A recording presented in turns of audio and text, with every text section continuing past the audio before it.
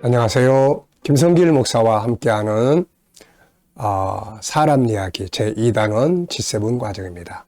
이 시간은 전 시간에 이어서 12-2 영적인 삶을 살았던 사람들의 이야기를 이제 좀 소개를 하겠습니다. 자, 우리가 재능 그러면 IQ, 그다음 EQ, SQ.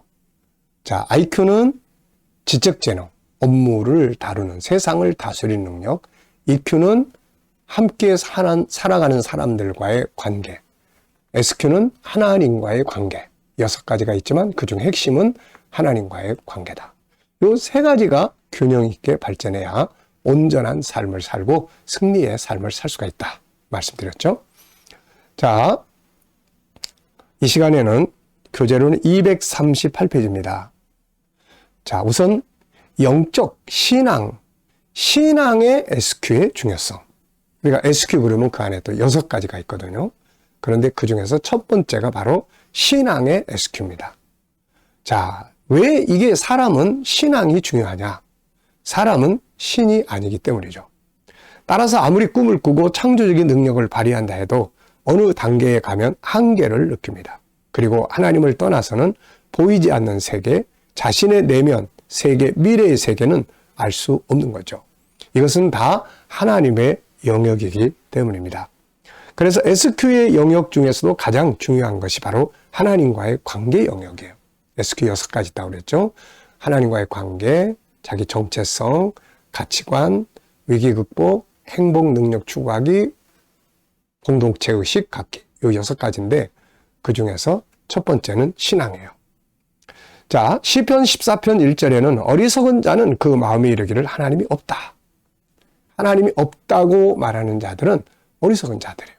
그들이 아무리 지적 재능을 잘 발휘해서 천재적인 삶을 살아도 하나님이 없으면 그들의 인생은 실패로 끝나고 말아요. 지혜의 왕 솔로몬은 잠언 1장 7절에서 여호와를 경외하는 것이 바로 지식의 근본이다. 미련한 자는 지혜와 훈계를 멸시한다. 하나님과의 관계를 올바로 갖는 신앙 SQ는 어떤 재능보다 강력한 힘을 가지고 있습니다. 이것을 다니엘서 1장 19절 20절에서 이렇게 나타냅니다. 왕이 그들과 말하여 보매 무리 중에 다니엘과 하나냐와 미사엘과 아사랴와 같은 자가 없으므로 그들을 왕 앞에 서게 하고 왕이 그들에게 모든 일을 묻는 중에 그 지혜와 총명이 온 나라 박수와 술객보다 10배나 나은 줄 아니라. 다니엘이 함께 공부한 다른 사람들보다 차이를 만들어낸 것은 다른 게 아닙니다. 다른 사람들에겐 그들은 우상을 숭배했고 다니엘은 항상 하나님과 소통하는 영적 사람이었죠. 그 결과가 바로 지혜와 총명이 10배나 뛰어났습니다. 이게 신앙의 차이예요. 신앙은 시간 낭비가 아니고 불필요한 종교가 아니라 인간을 가장 뛰어나게 만드는 재능임을 알아야 한다. 신앙 SQ가 발전한 사람들은 세상 어느 곳에 내놓아도 절대로 실패하지 않는다. 하늘의 힘을 움직일 수가 있기 때문에 그런 거죠. 혹시 지적인 재능에 좀 부족하다 하더라도 IQ 쪽이 좀 부족해도 SQ 쪽이 강하면 인생은 실패하지 않습니다. 하나님과의 관계가 있고 올바른 가치를 추구할 줄 알고 그렇기 때문에 인생 전체로 보면 결국 승리하게 되는 거죠. 자, 예수님께서도 이 땅에 오셔가지고 SQ, 영성 SQ, 신앙 SQ가 얼마나 중요한지를 삶을 통해서 보여주셨죠. 예수님이 세상에 오셔서 가장 중요하게 여긴 것은 하나님과의 관계입니다. 그분은 하루의 시작을 하나님과 소통함으로 출발을 합니다. 마가복음 1장 35절에 보면 새벽 아직도 밝기 전에 예수께서 일어나 나가서 한적한 곳으로 가서 거기서 기도하시더니 하루의 일과를 시작하기 전에 먼저 하나님과 교통하고 출발하는 거예요. 또 하루의 마감을 역시 하나님과 소통함으로 마치게 됩니다. 마태복음 14장 22절 23절을 보면은 예수께서 즉시 제자들을 재촉하사 자기가 무리를 보내는 동안에 배를 타고 앞서 건너편으로 가게 하시고 무리를 보내신 후에 기도하러 따로 산에 올라가시니라. 저물매 거기 혼자 계시더니 일이 다 끝나면 사람들은 쉬려고 하는데 예수님은 하나님과 소통의 시간을 가지러 산으로 올라가셨던 거죠. 자, 그리고 그분은 때로는 밤새워 기도하시고 때로는 사역 자체를 하나님과 의논해서 진행을 하십니다. 그분은 하나님의 뜻을 중심으로 살았고 그분의 뜻을 이루기 위해 자기의 목숨을 십자가 위에 바쳐주신 거죠. 자, 이 같은 영성 재능, 이 같은 신앙 영성, 신앙 SQ가 예수님은 충만했던 분이죠, 이게. 그 결과가 뭐냐?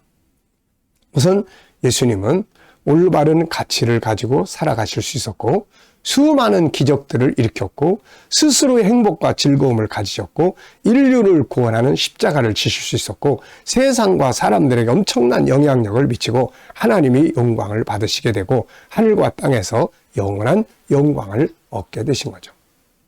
오히려 예수님을 인간적인 면에서 보면은 예수님은 특별히 많은 공부를 하신 분도 아니에요. 그런데 예수님은 결국 이 세상의 수많은 사람들이 예수님을 따라가게 되고 존경하고 경배하고 이렇게 되는 거예요. 물론 예수님은 그분 자신이 바로 하나님이시기 때문에 그분 자신이 바로 영성 재능에 충만한 본체시죠. 그럼에도 불구하고 육신을 입고 이 땅에 오셨지만 이분은 항상 그 부분을 중요하게 여기셨죠. 또 우리가 야곱 같은 사람도 마찬가지입니다. 야곱의 일생 속에서는 보면 항상 하나님이 중심이 되었던 거죠.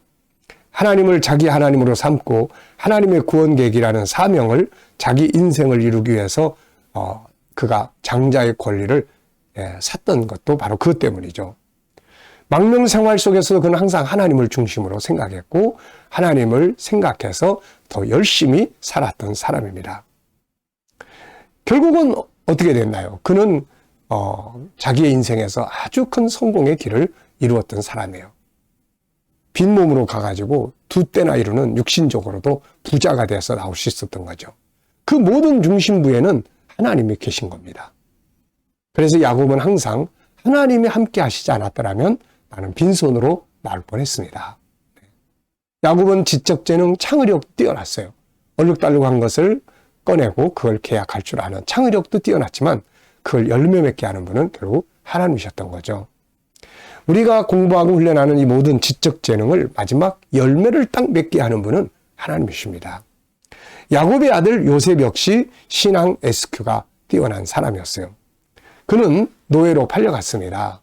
그런데 창세기 39장을 보면은 여호와께서 요셉과 함께 하셨다. 하나님, 이런 단어가 총 9번이 나옵니다. 그만큼 요셉은 노예로 팔려갔으면서도 하나님과의 관계를 중요하게 여긴 사람이죠. 바로 신앙 SQ가 발전한 사람이에요. 이 사람은 애굽에 가가지고 얼마나 위대한 성공을 이룹니까? 노예로 살면서도 그가 하나님과의 관계 속에서 받는 지혜와 영감을 가지고 일하면서 주인의 인정을 받았고 감옥에 가서도 인정을 받았고 마침내 애굽의 총리가 됩니다. 이런 내용을 가만히 놓고 보면 요셉 속에는 지적 재능이 또 잘 발전했어요. 자기의 그 장점을 잘 개발한다든지 열심히 일을 해서 인정받는다든지 이거 다 지적 재능의 영역이에요. 그리고 사람과의 관계, 감성 재능도 상당히 좋은 부분입니다. 형들의 그런 어떤 잘못된 걸 원수로 갚지 않고 하는 이런 모습들. 그리고 이제 그러나 더 중요한 건 바로 이 영성 재능, 하나님과의 관계에서 영감을 얻고 지혜를 얻어서 그리고 결국 승리하게 된 거죠. 다니엘 같은 사람도 마찬가지입니다. 결국 이 사람들을 가만 놓고 보면은 SQ 능력이 아주 탁월한 사람들입니다. 그래서 전쟁 포로로 잡혀간 사람이었지만 결국 바벨론에서 총리가 되었던 사람이죠. 세상의 학교는 이미 경험되어 온 지식들을 공부를 합니다. 그러나 이 지식 위에 있는 것이 바로 지혜의 영역인데 이건 아직 나타나지 않은 지식의 영역이에요. 근데 이 영역이 개발되고 발전할 수 있게 하는 것은 바로 하나님의 주시는 영감에 의해서 이루어지게 되는 거죠. 자, 그래서 우리가 재능을 다룰 때 항상 먼저 영성 재능, 우리 아이들이 신앙 안에서 하나님과의 좋은 교제를 늘 가지고 말씀을 늘 읽고 배우고 할 수 있도록 우리가 힘을 쏟아야 하는 거죠. 지적 재능을 공부시키다가 이쪽 부분을 빼버리면 아이의 인생의 여정 속에서 결국 성공하지 어렵다는 걸 우리가 기억을 하시고, 혹 지적 재능이 좀 모자라도 이 영성 재능, 하나님과의 관계 재능이 뛰어난 사람들은 하나님으로 말미암아 세상을 승리하게 되는 것이죠. 자, 이 시간 말씀 여기서 마치겠습니다. 감사합니다.